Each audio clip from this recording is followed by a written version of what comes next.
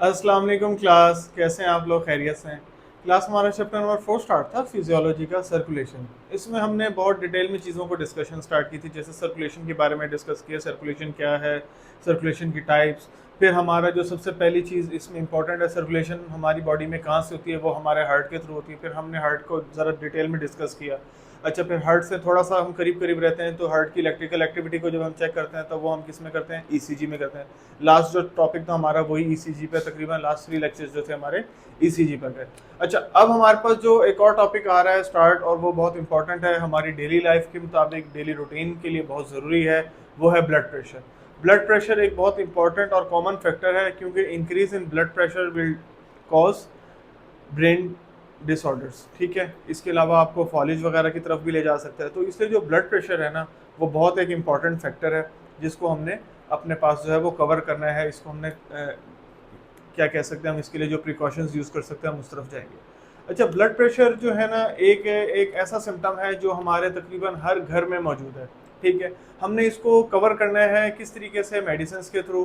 ठीक है, तो हमें सबसे पहले जो है ब्लड प्रेशर को डिस्कस करना पड़ेगा, ब्लड प्रेशर को अंडरस्टैंड करना पड़ेगा कि भाई ब्लड प्रेशर क्या है, उसके क्या सिम्टम्स हो सकते हैं। एक छोटी सी कॉमन सी मैं आपको चीज़ बताता चलूँ, जब आपका बॉडी में सोडियम का इंटेक ज़्यादा हो जाएगा ना, तो वो आपका ब्लड प्रेशर की तरफ इफेक्टिव होगा। तो इसलिए अगर कोई पेशेंट ब्लड प्रेशर की मेडिसिन ले रहा है तो उसको ख्याल करना चाहिए कि वो डेली बेस पर जो सॉल्ट का इंटेक है, नमक का जो खाना है, वो कम से कम यूज़ करे। अगर खाना खाता भी है तो उसमें नमक कम से कम यूज़ करे। जितना सॉल्ट इंटेक कम होगा बॉडी में, it will helpful for his health. ठीक है, अब हम ब्लड प्रेशर को देख लेते हैं। भाई ब्लड प्रेशर है क्या? It is a pressure exerted by the woods on the walls of the blood vessel. ठीक है, आपकी जब वॉल्स पे ब्लड प्रेशर जो है, आपकी वॉल्स के ऊपर जब प्रेशर पड़ेगा तो हम उसको क्या कहेंगे? ब्लड प्रेशर कहेंगे। यानी कि ब्लड ने वेसल्स के ऊपर, ब्लड वेसल्स के ऊपर प्रेशर बना दिया, जिसकी वजह से क्या होगा? The arterial blood pressure which is the force exerted by circulating blood on the walls of the systemic artery. तो इससे आपके किसके ऊपर इफेक्ट आएगा? ज्यादा से ज्यादा सिस्टेमिक के ऊपर इफेक्ट आएगा, आपके पूरे सिस्टम के ऊपर इफेक्ट आएगा। तो आपकी जो आर्टरीज हैं उनके डैमेज होने के चांसेस हैं। ब्लड प्रेशर ट्रिगर करेगा तो आपकी हेल्थ के लिए बहुत ज़्यादा जो है ये डेंजरस साबित हो सकता है। इसकी सबसे कॉमन सिम्टम निशानी जो है वो यही है कि आपको ना सर में हेडेक वगैरह, पेन शिद्दत में फील हो रही होती है, आपको चक्कर आ रहे होते हैं, तो आपको अंदाज़ा हो रहा होता है शायद मेरा ब्लड प्रेशर ज़्यादा होगा। तो जब भी कभी इस तरह की कोई कंडीशन आए तो आपने सबसे पहले जो है अपना ब्लड प्रेशर जो है उसको मॉनिटर करना है। ठीक है, ब्लड प्रेशर मशीन हर घर में होनी चाहिए, ताकि उससे जो है आप अपना ब्लड प्रेशर को जो है वो मेंटेन कर सकें।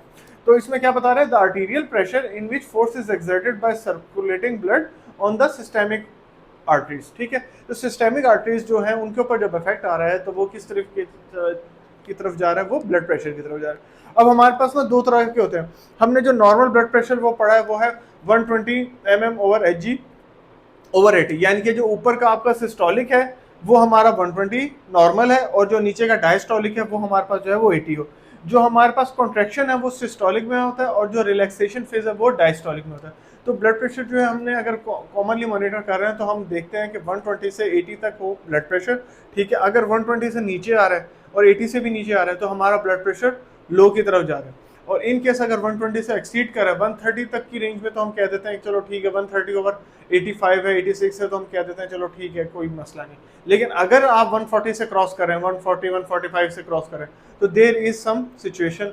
तो फिर आपको there is something that you have to be think about that. आपको सोचना पड़ेगा, आप मजबूर हो जाएंगे इस चीज़ को लेकर कि भाई आपको ब्लड प्रेशर हो रहा है, तो आप उसके लिए कोई ना कोई मेडिकेशन वगैरह या कोई प्रिवेंटिव मेजर्स जो है वो यूज़ करना स्टार्ट कर दें। तो ये जो हमारे पास जो अपर प्रेशर होगा 120 mm ओवर एच, ये है मैक्सिमम प्रेशर, इसको हम कहते हैं ventricle systole.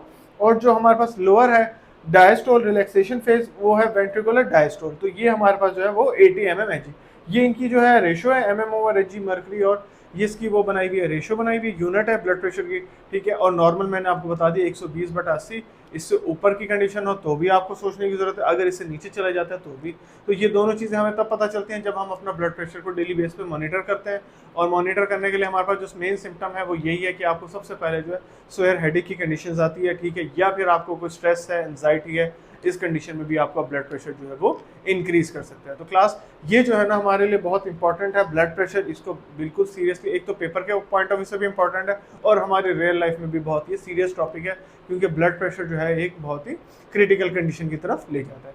Thank you so much class.